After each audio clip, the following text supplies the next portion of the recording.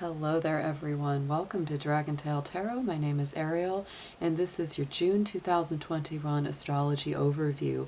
This is something new that I am actually trying here at the channel because usually I do an individual monthly reading for each of our 12 zodiac signs, and I usually give all the planetary happenings going on each one of those videos. But in order to save just a little bit of time, what I'm going to do is instead for each of those 12 astrology signs, for their individual June or monthly overviews, I will just give them their primary highlights in the astrology and then do the card reading. So I think I'm going to start doing one small video for those of you who want to dig in a little bit more to the complete rundown of those astrological happenings that are going on.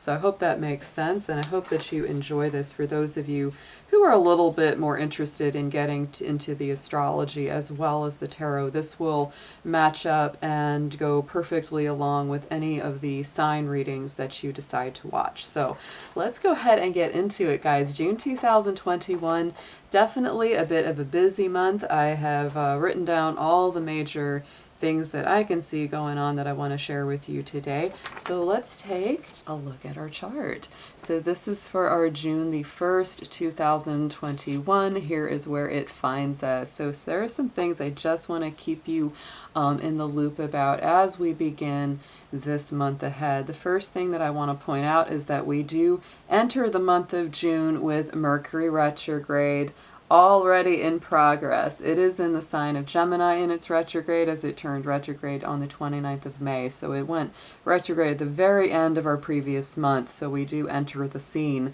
of June with Mercury in full retrograde mode. Having Mercury in retrograde in the sign of Gemini certainly brings up the need to really check our communication, and it brings in, of course, the potential for a lot of miscommunication, because Gemini is the sign of the mind, of the way that we talk, the way we think, the way we express our ideas. If you were born with Gemini Mercury, you're definitely a talker, thinker, somebody that needs to share and receive information, just like, someone may breathe in and breathe out. It's just the way that is. So when it's in a retrograde motion, just like any Mercury retrograde, keep aware of the fact that these are not great times to make huge decisions. They're not great times to initiate new action. Definitely better if you can put off things like major surgeries, major purchases, big signing of contracts. Obviously things like buying a home or getting married, things like that are definitely not something that you want to do during a Mercury retrograde. Sometimes you can't help. Something happens, maybe there's an emergency, you have to go to the hospital. Nothing you can do about that, so don't worry too much about that kind of thing. But I will say that, retrogrades are times when it's not as good to start something new as it is to wrap up old things. Excellent things to do during the time of a Mercury retrograde are going to be finishing old projects, getting old taxes done, getting old projects completed that you go, you know what, I started that forever ago, I've been meaning to take care of that. That's the time you want to do it. So this is an excellent time for that. Our Mercury retrograde in Gemini will be with us until Tuesday, June 22nd. That is when Mercury will be going direct. Things will be a little bit more back to normal, but do keep in mind that Mercury goes through what is called a shadow point. That means when Mercury goes back through those degrees, takes it a little time to come back to the same degree that it went retrograde in. And so some people will often say to me, Ariel, I know the retrograde's over, but I'm still feeling a little bit of this lag. That would be why. It is simply because it takes a couple weeks for it to get right back to that same degree that it was in when it first went retrograde. It's totally normal to feel a little like jet lagged after a retrograde. So not to fear. You can still go ahead and start making those bigger decisions after the 22nd, but just keep in mind that for a few weeks you may still feel a little bit sluggish, a little bit mentally fuzzy or cloudy.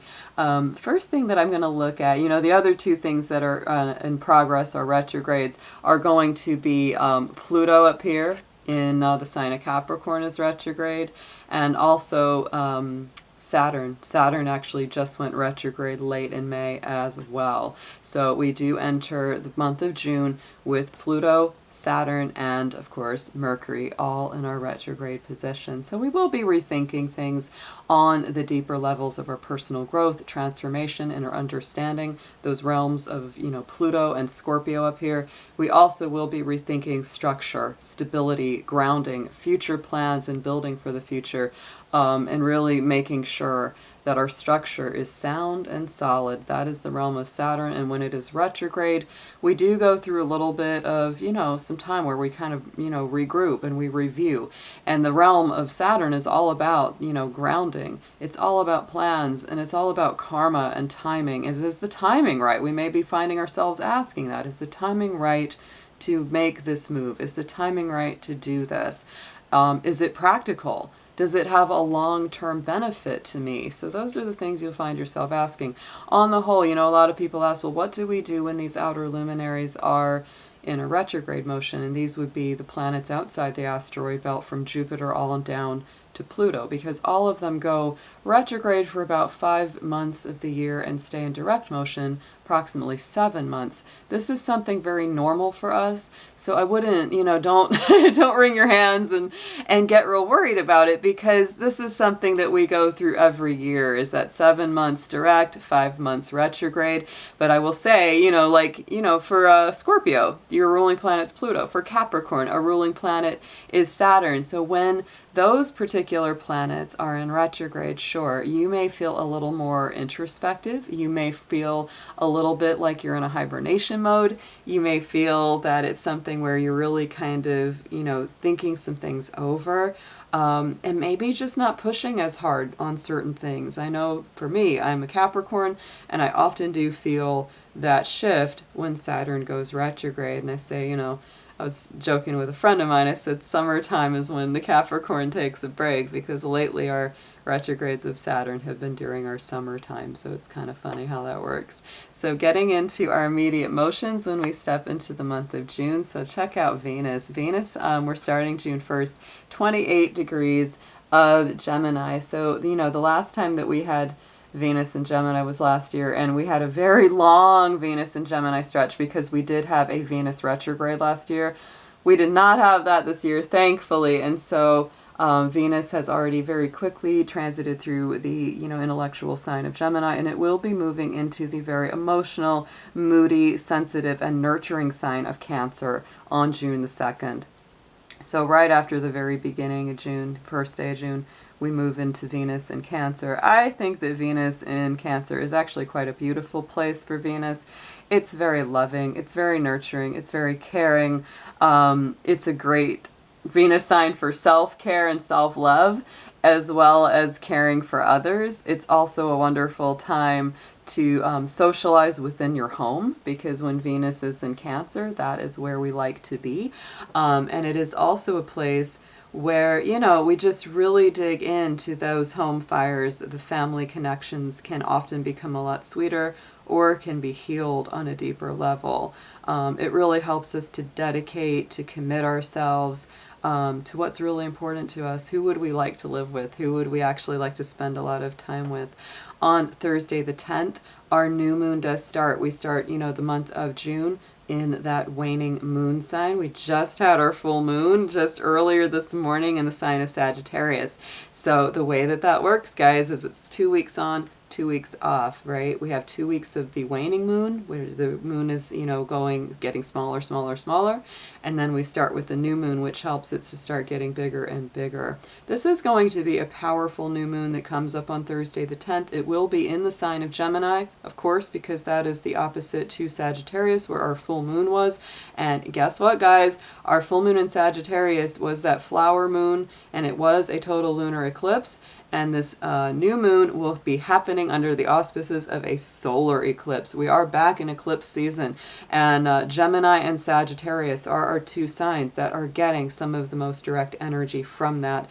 Lunar and solar eclipses seriously give us the opportunity and potential for great release and also great gains, right? It's like our lunar eclipses very much are like that breath out. It's about letting go. It's about releasing, turning things loose. And then with the solar eclipse, it's really good to set your intentions around that because it's coinciding with a new moon, which is about new growth and new progress. Even though we've got our Mercury retrograde going on, it's still a lot of good energy coming in around a new moon. There always is. And so I would say the power of the solar eclipse along with this new moon energy, because they're both in Gemini when the moon is new. This is a new way of thinking, a new way of communicating, a new way of expressing yourself. You might find yourself drawn to things that you didn't really think about before, like, oh wow, I've never thought about studying that, or I never thought about, getting deeper into that subject, but something just gets your mind and it gets going. The other thing that's beautiful about that is that I believe that with the lunar eclipse in Sagittarius, we are breathing out old philosophies, old, ways of doing things or ways of seeing the world, changing our worldview. And then with that new moon solar eclipse, we're very much bringing in a new perspective, a new way of seeing things. And so for those of you who are on that kind of spiritual track, that spiritual journey, you're going to feel those. You're going to feel those shifts. The next movement comes just the day after that. Let's get into Mars, guys. Let's see what's going on with our fiery planet of action. There's our Mars. We start out at the very last degrees here of Cancer. So we are transiting through the last bit of Cancer there as we enter this time. Mars has a hard time expressing itself in Cancer simply because, Cancer is so moody and it changes. It's ruled by the moon. And so Mars, being our planet of direct action and masculine, affirmative action and direction, it can make it very moody. It can be like, oh, I'm not sure where I want to go. I'm not sure what I want to do. It changes, right? It has that, instability about it. And the other thing too, of course, is that, it creates mood swings. Like I said, it's a very, very moody, place for it to line up. Not only that, but Mars ruler Aries is in a square aspect to the sign of Cancer. So it's just not as well expressed. Thankfully, that does shift up. On Friday the 11th, Mars is moving into the fiery, creative sign of Leo. So it is better expressed through a fire sign. I do like Mars being in Leo a little bit better. I would say that this is going to give us a period of time where we are very creative, maybe very dramatic a little bit, because Leo can definitely bring some of that drama. Leo is colorful. It's a bright, bold, upbeat personality. So I feel when Mars goes into Leo, we really are kind of following a little bit more of our bliss. Our creative self-expression goes up very high, and we really want to come from the heart because Leo rules the heart. And so I feel like, that's going to give people this huge, push towards, following their heart. A big thing that I would say with that is you really want to check your own logic, check your own, sense of grounding and perspective, because if you're only following your heart, you may not be incorporating any of your head or your practical side into it. But overall, this is a great time to bring up that creative fire, do something that's artistic, that gives you a feeling of self-expression, whatever that may be, because I believe creativity has a lot of forms, and you may find something very positive and powerful for that. So Sunday the 20th, let's fast forward to Sunday the 20th. We do have a couple of big things going on that day, and those two things would be our big planet of expansion. That would be Jupiter, which has just stationed in Pisces. It will be going retrograde. It will be joining up several of our other large planets currently retrograde. We are definitely heading into retrograde season. So Jupiter is joining that up on the 20th. That will be going into retrograde. And so absolutely what you will feel over this next 5 months is really maybe rethinking your big plans for the future. You may be really working on planning out travel, big moves, things that, really have to do with the world at large, because that is the realm of Jupiter. For those of you who may be in school or studying something, you may either change your major, you may change your course of study, you may say, you know what, I really liked what I was doing, but I've got a new perspective on this and I may want to rework it a little bit. Jupiter will be, of course, retrograde for almost 5 months. That will be with us. So not to panic. It will definitely, of course, go retrograde back into the sign of Aquarius at the end of July, and that is going to stay with us through the end of the year. On the same day, Sunday the 20th, we also have we have the sun moving out of the sign of Gemini into the sign of Cancer, and that, of course, begins our official summer solstice, the season of Litha in the Celtic tradition. So that is a big change of the season on the wheel. So happy summer solstice on that day, everyone. And happy birthday to all of our Cancers as the sun shifts into your sign. On Tuesday the 22nd, Mercury does go direct. Thursday the 24th brings us our big, beautiful full moon in the sign of Capricorn. So Capricorns, this is definitely your full moon of the year. I would say that this brings a lot of things surrounding work, career, and your public image to the surface. So you can go ahead and start setting intentions for that kind of energy right now, because if you've been working very hard on something, doesn't matter what your sign is, guys, this realm of the full moon in Capricorn brings culminations, fulfillments, and revelations in that area of work, stability, planning for the future, long-term goals, etc., and how you want to be seen, the kind of legacy you want to leave. That's very much what Capricorn is all about. How they're going to go down in history, right? That's a Capricorn realm. The very next day, on Friday, yet another one of our large outer luminary planets is going retrograde, guys. This time it's going to be Neptune here, our ruler of Pisces.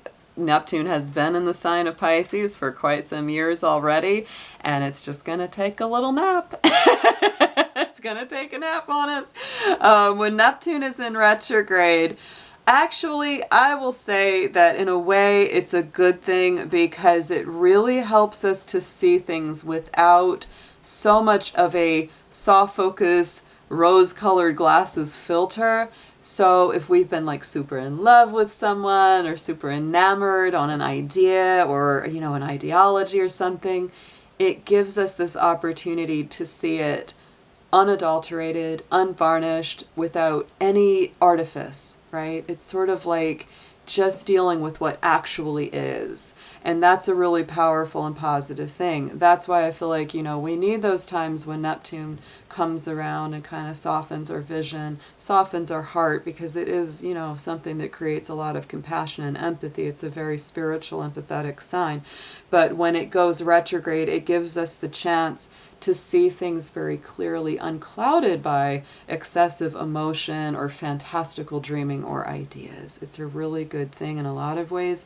So I feel like that does help us, you know, if you're making big moves, especially in the realm of love or spirituality or your emotional center, you will have a sense of clarity that you may not have had while Neptune was direct.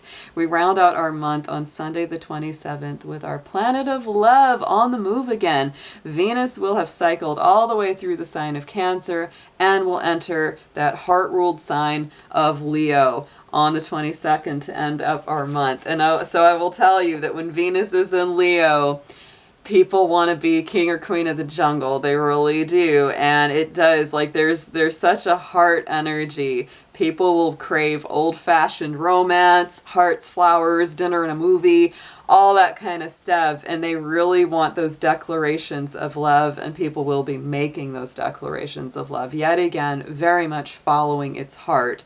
And it is a great place for creative power and energy. Venus many times is that social expression or creative expression.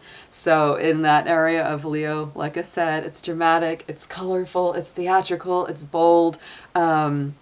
It really doesn't let people or situations stand too much in the way of its happiness. And in love, it definitely demands to be treated like a king or queen. It really wants to be treated well. So, you know, I don't think people will be putting up with anyone treating them poorly or putting them down, because when Venus is in Leo, it's like, hey, give me a pat on the back. Hey, appreciate this. That's what it does for us. So guys, I hope that you enjoyed this rundown of June 2021 in our astrology chart.